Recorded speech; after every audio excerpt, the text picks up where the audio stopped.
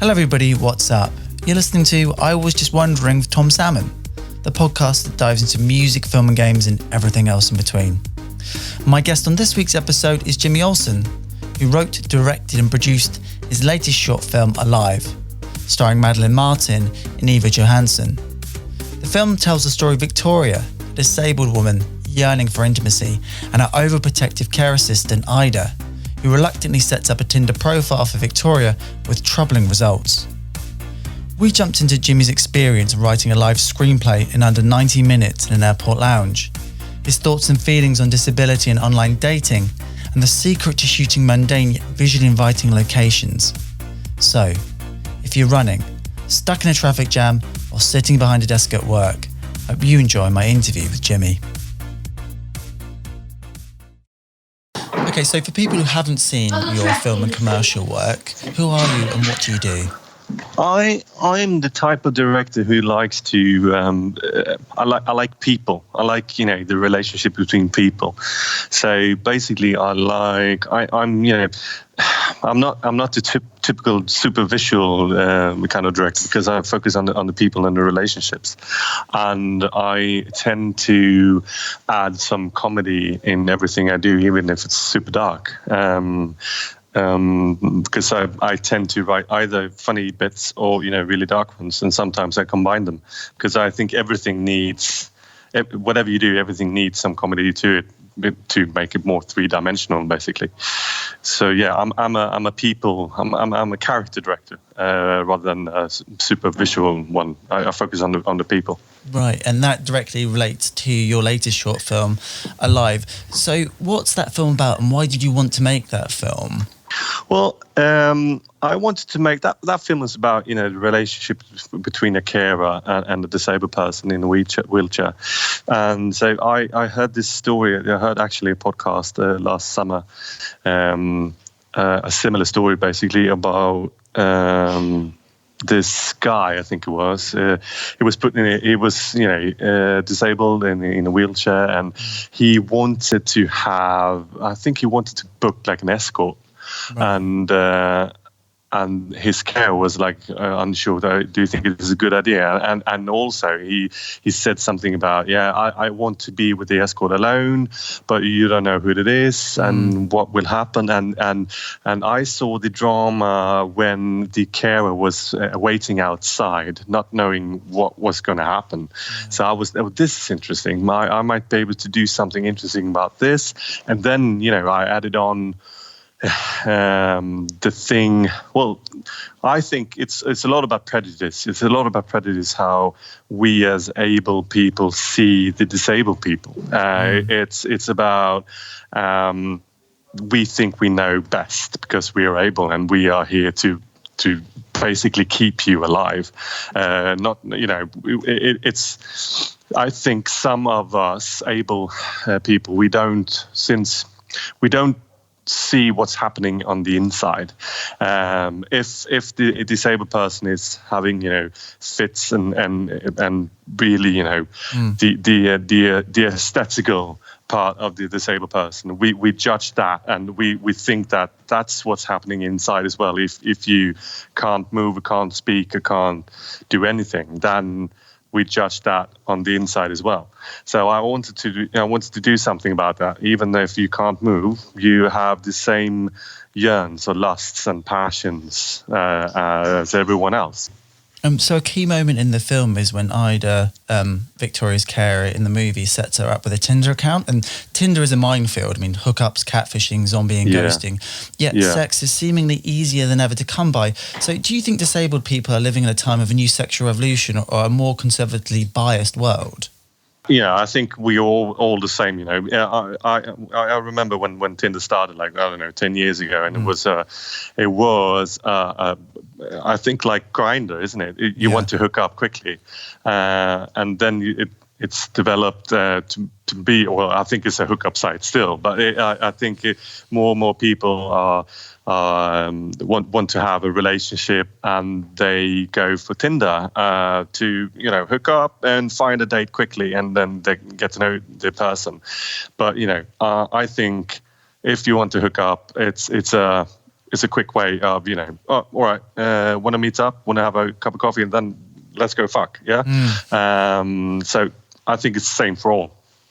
And I was just thinking about that in terms of, because even if you're able-bodied and when it comes to sort of online dating, there's always this element of hiding oneself, just about your sort of like personality, maybe past history. But I guess with someone who's disabled, I mean, I guess like physically disabled, it's like they're clearly disabled.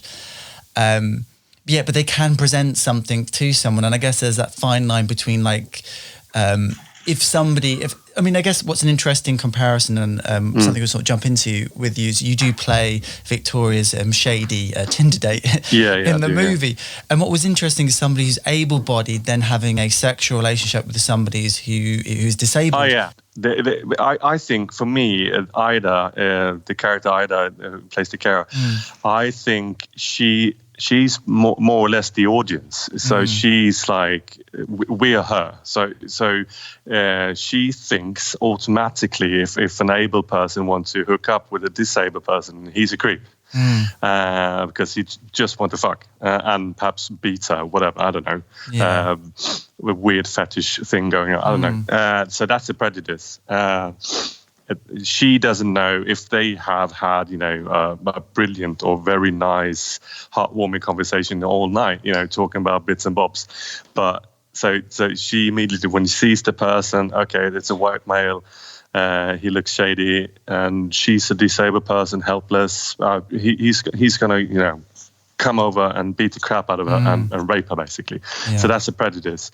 And by all means, fair enough for some people, but, you shouldn't judge the book by its cover. And I just want to sort of touch on this. I want to get your thoughts on this, because you mentioned in a previous interview, Victoria, that potentially her character was a potential boxer, and a disability might stem from a head injury instead of being born with a mental and physical impairment. So you were able to cast an able-bodied actor in that role. But did you kind of look at actresses with disabilities for the part as well? Yeah, I did, yeah. I've worked with a couple of disabled actors before, but it's really difficult, at least in Stockholm and Sweden, to find disabled persons that do this for a living, that, where I can, really work with them instead of just casting them because they are just, disabled and they have issues with the intricacies and, of the character. So I chose, I know it's perhaps not the perfect way, but I chose an able person to portray this disabled person because I could work with the backstory a bit more. I could work with the character a bit more in a more intricate way. So that's why I chose an able person. I mean, have you had any conversations with critics and audiences or disabled groups about the portrayal of Victoria's disability? Because it's very complex. No, I haven't. I've reached out to the disabled community, a couple of organizations. They just like a couple of days ago, so I haven't had the storm coming at me yet. Right. And I was just thinking, did you have many conversations with Eva about playing Victoria, about the physical appearance and her sort of acting choices, the kind of thing was that written into the script in terms of the disability, in terms of how you're writing that dialogue and the character? It wasn't written in that much. We talked a lot about the backstory being perhaps she could have been a boxer, just to have something for her to work on. I didn't want to have any statement against boxing that could cause brain damage. But we talked about two different, don't know what it's called in English, but two different brain damages that affects her speech and the way she moves. And we talked about, and she watched a lot of videos and interviews with people with that same disability. So in terms of research, she did her work. She did this for, I don't know, almost 2 months. So it's not super much, but it's enough for 2 days of shooting, I think.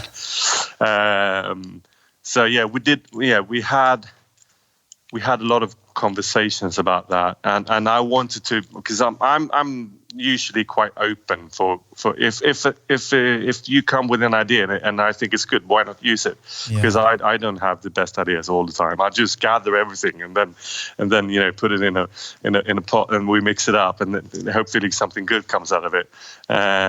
So she had it because she was interested in the part. She was interested in the character, and she did her research. And I was like, no, yeah, bring it on. That that could work. That sounds nice, and why not?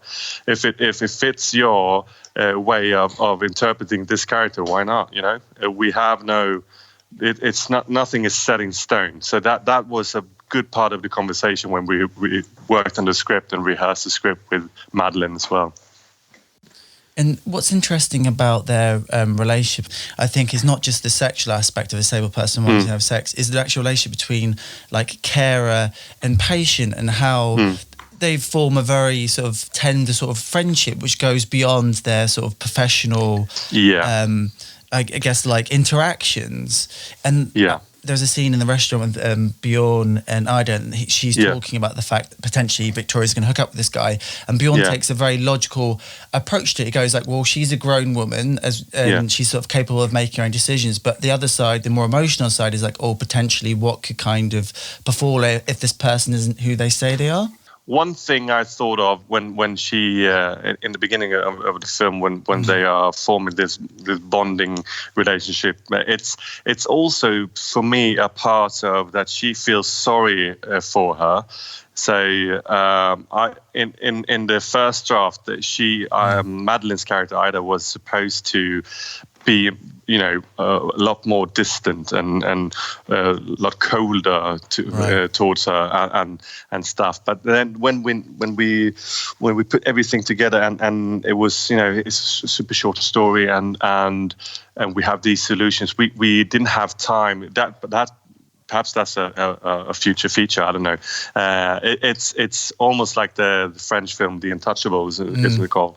I think for me, Ida, the character Ida, I think she's a bit more worried about herself, what could happen in a way. And we want to, as an audience, believe that. What happens to me if something happens to her, that's one way of looking at it. So in the restaurant scene, she's looking for some support, doesn't get it. It doesn't get what she wanted because he's not really interested, and he's like you say, he's just illogical.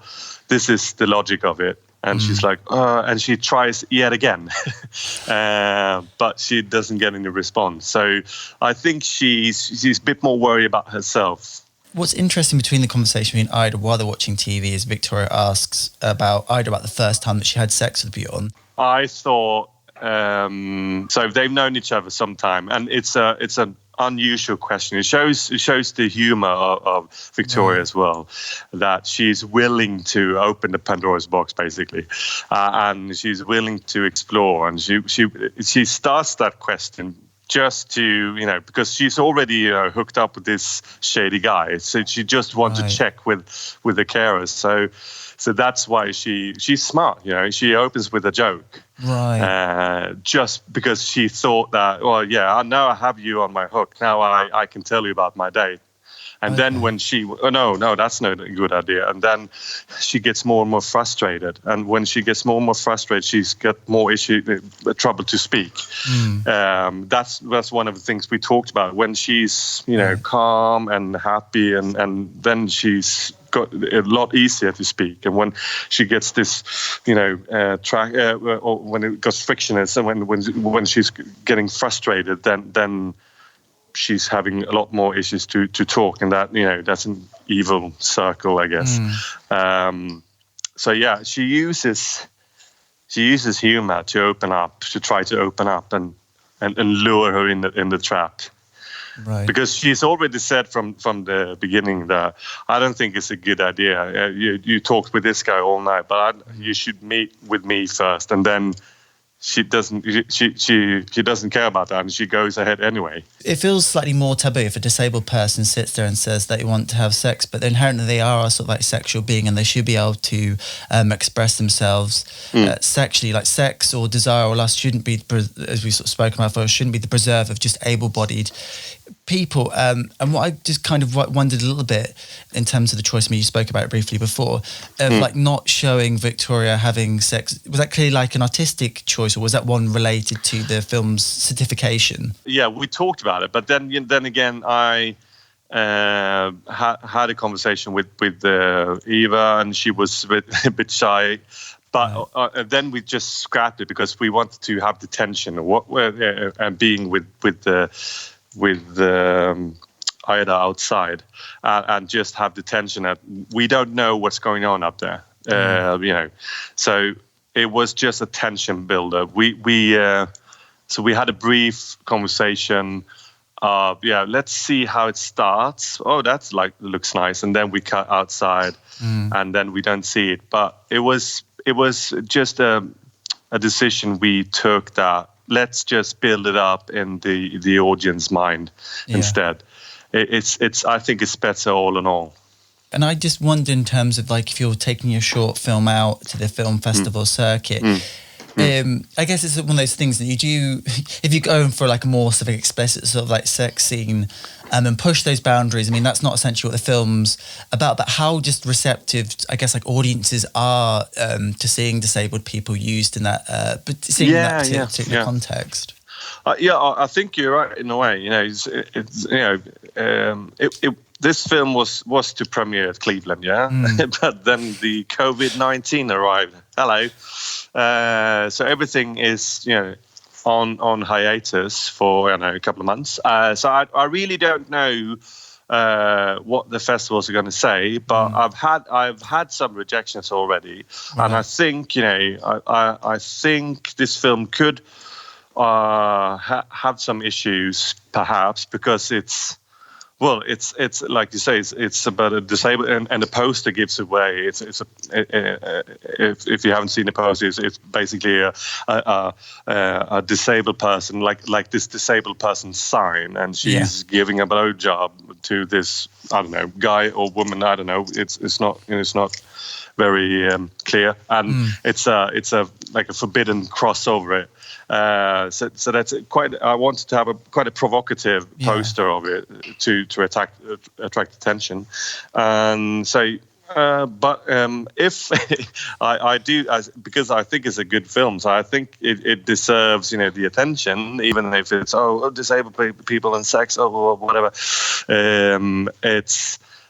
It's basically it's an art house film, and it should work at film festivals. And I hope it works because I think normal, quote unquote, normal able people should see this to try to understand or grasp a little bit, or perhaps what it's like to be inside of a disabled person's mind, and try to understand that, we are exactly the same as you guys.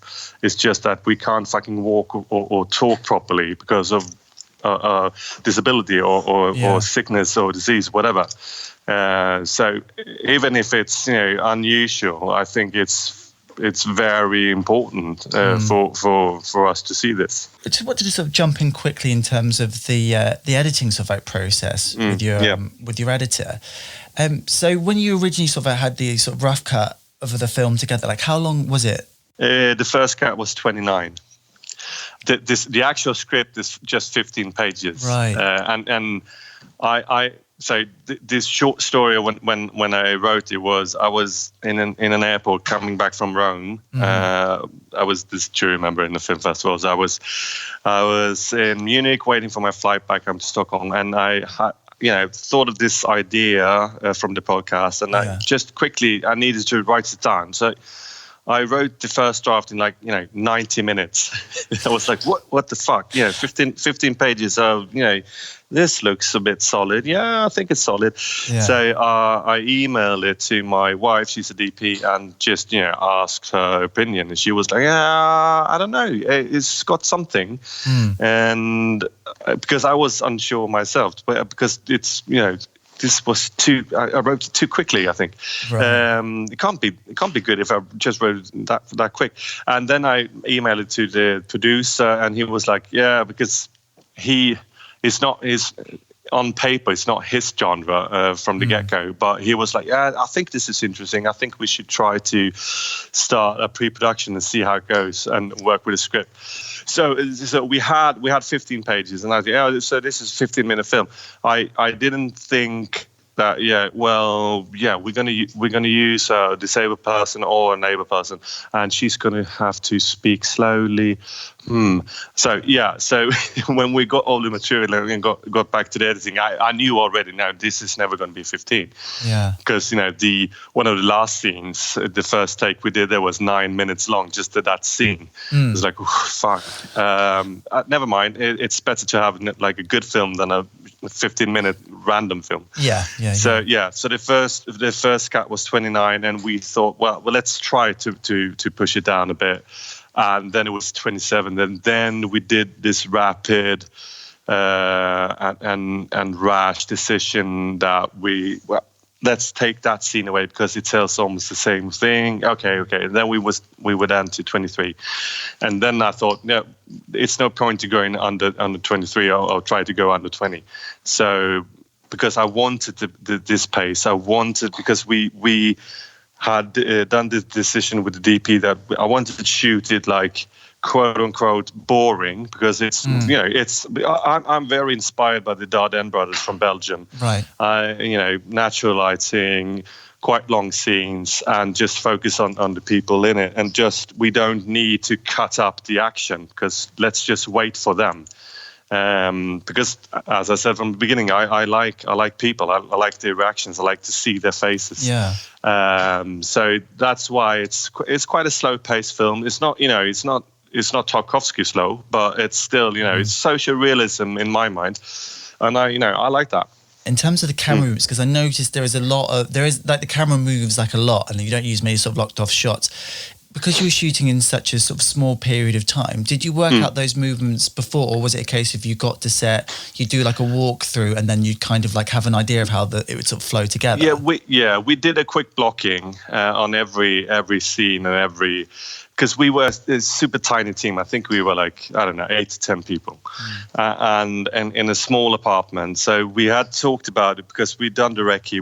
We knew the apartment and the size of it. And we needed to find new angles to have something different because they're watching telly and they're watching telly. And, and so, we did since we covered a lot of the scenes in quite few shots. The scene where they prepare for the photo of the Tinder profiles, that's basically one shot, and then 2 shots. So we wanted to have few shots, and so the blocking was quite easy. It's just finding the right interesting angle, so it's still interesting visually enough to make it work.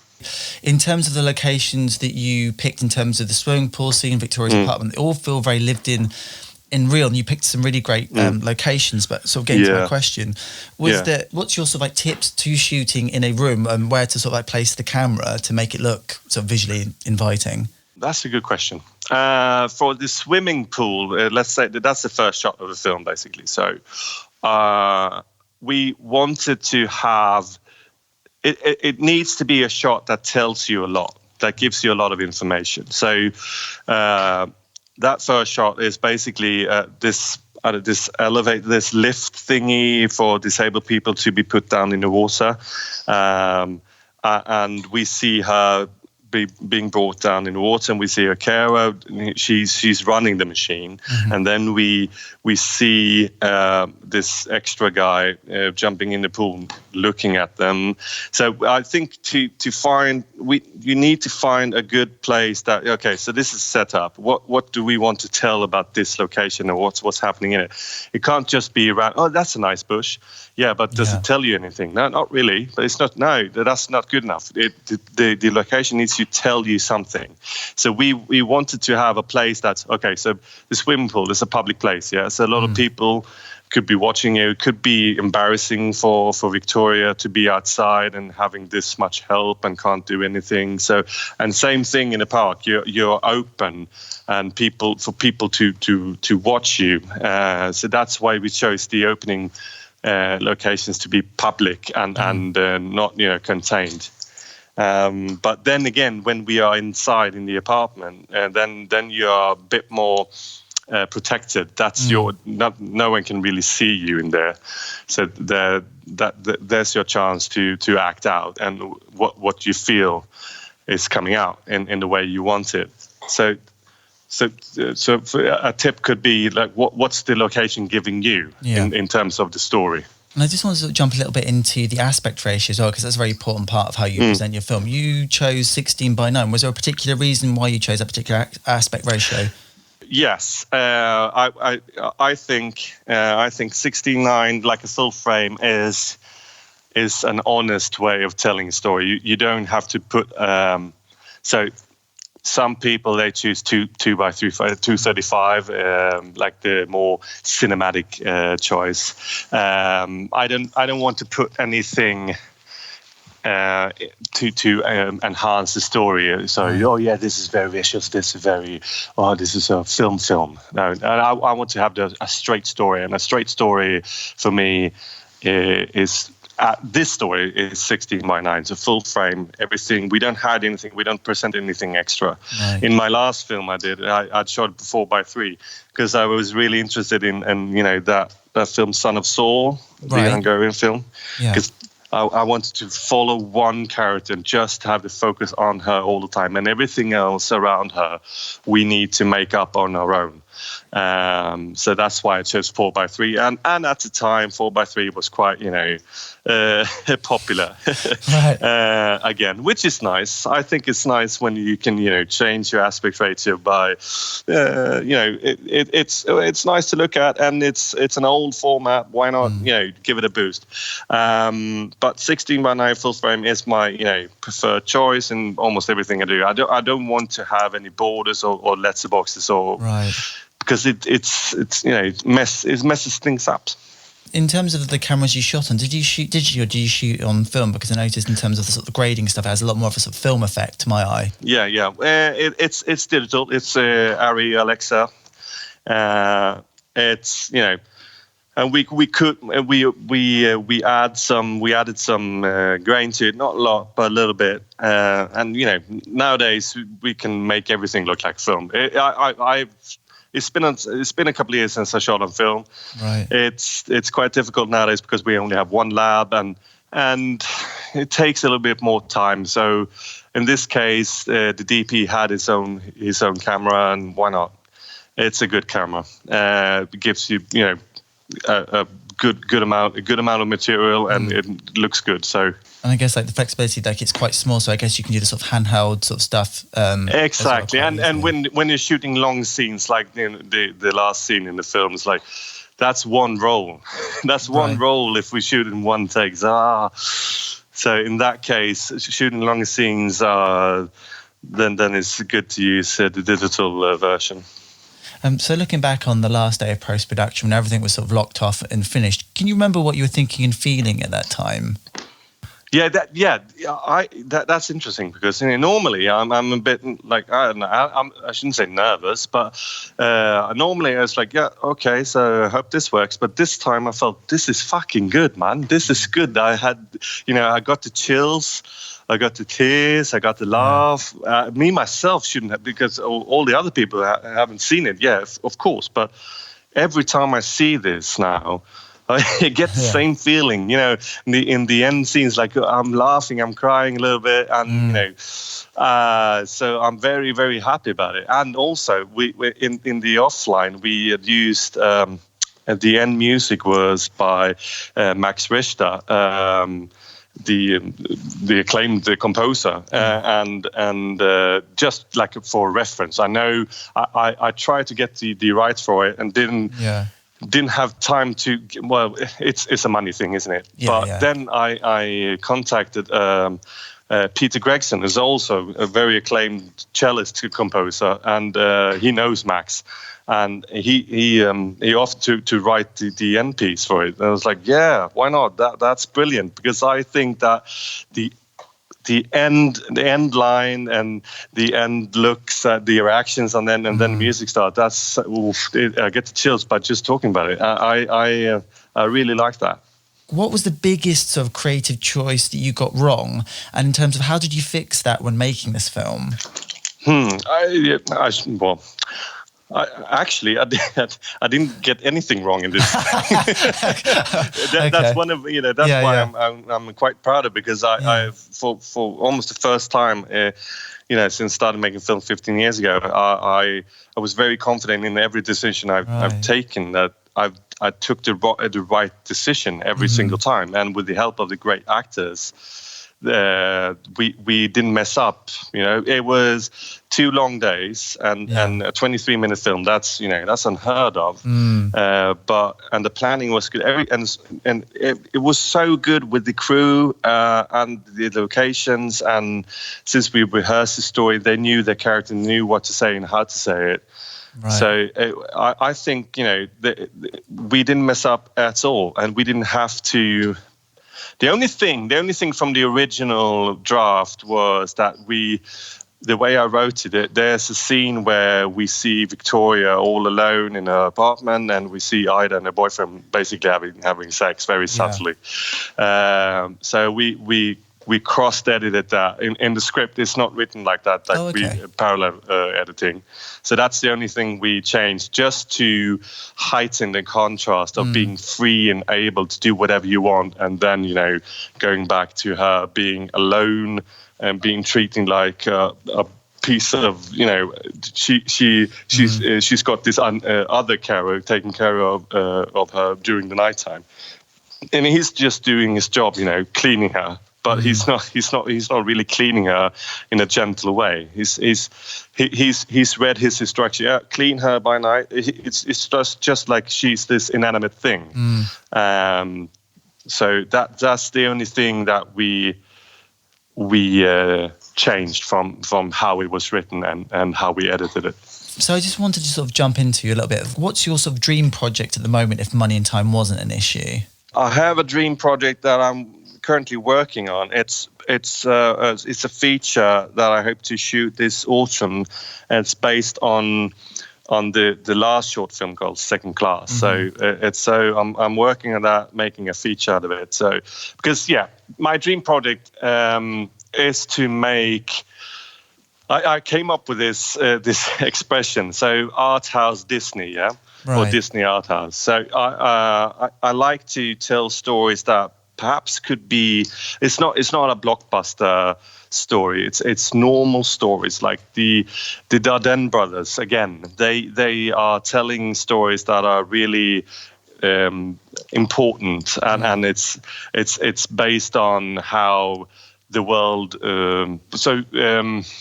It's based on people having issues, basically. So, and I want to tell those stories. It could be, super small stories, but it's super important for those characters. I'm not super interested in making like big fuck all movies. Right. I want to make smaller movies, but they could be big in the general feeling of it.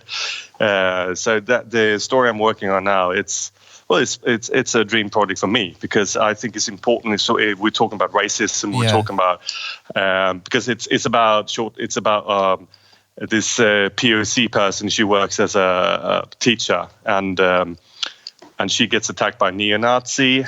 She gets really, really hurt, and when she comes back to school, she finds out that one of her students is the son of that Nazi.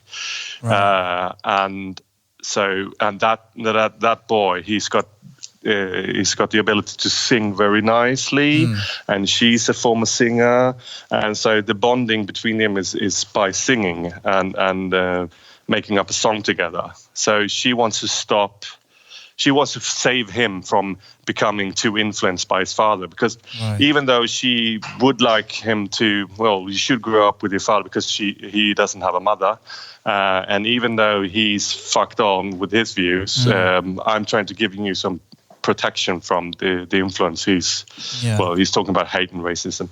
I mean, I read in previous interviews about sort of Second Class that it was sort of based somewhat on you growing up in Sweden and being around people with those particular views. Exactly. I mean, as you sort of progress in sort of adulthood and like now as a sort of filmmaker, and if you do sort of like go home, I mean, how have you seen where you actually come from? I mean, has there been more of an explosion of sort of popularism where you come from? Has it become much worse than it was? Well, I think, it's much worse than it was, but in a different way. Now people are wearing suits instead of, being, the skinheads of, the bomber jackets and then the boots and the shaven heads. And it's more dangerous now politically. Right. 20 years ago, you could see them. Oh, there they are, bastards.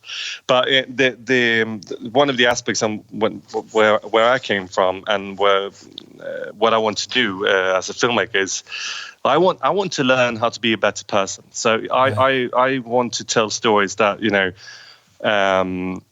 comes from me. So. I was brought up in the south of Sweden. We had a lot of issues with racism, and I was, in between everything. I was a football supporter, and I was hanging out with hooligans. And in the hooligan gangs, of course, they're racist. And then I was hanging out with the immigrants who came from former Yugoslavia, and because they were the cool kids and they smoked and stuff, they had all the chicks. Yeah, I want to be with them as well. And I was with the skater boys because there was I don't give a fuck. Okay, so 3 different groups. Where am I in this? So. It's for me as a filmmaker. I want to try to explain who I am. Right. And that's why some of my films are a bit therapeutical for me. And just one final question, just to wrap up with you. What's the one sort of TV show, film, and game that you're most looking forward to in 2020, if there's any coming out this year? The only thing that comes to mind. That's 2019, but I can talk about 2019. So one incredible film that came out late last year was Portrait of a Lady on Fire. Right. That for me is like a pure masterpiece in every frame. So 2020, haven't seen that many films yet in 2020.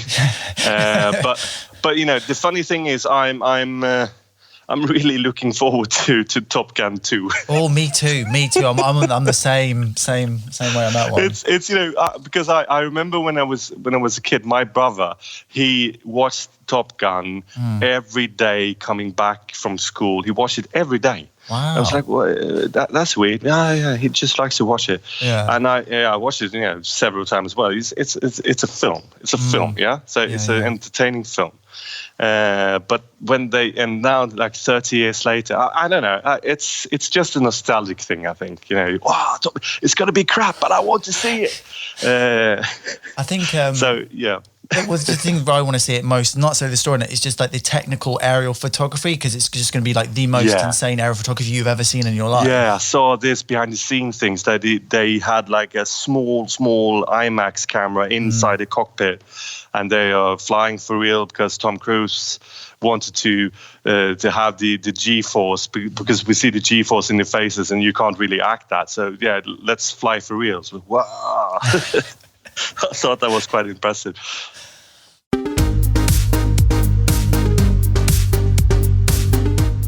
So there you have it. I had a great time chatting with Jimmy, and you can find out more about Alive at www.regissa.com. Just hit the link in the description box below. And don't forget to check out more great content on arubla.com, from film reviews, video game hot takes and top 10 videos. And why not sign up and become a member and share your passion for all things entertainment on arubla.com today. And you can like and subscribe to I Was Just Wondering with Tom Salmon on Apple Podcasts, SoundCloud, Spotify and YouTube. Maybe leave a comment or review if you like. And you can support the podcast on Subscribestar at www.subscribestar.com/I Was Just Wondering with Tom Salmon right now. Thank you so much for listening. I've been Tom, and I'll catch up with you next episode.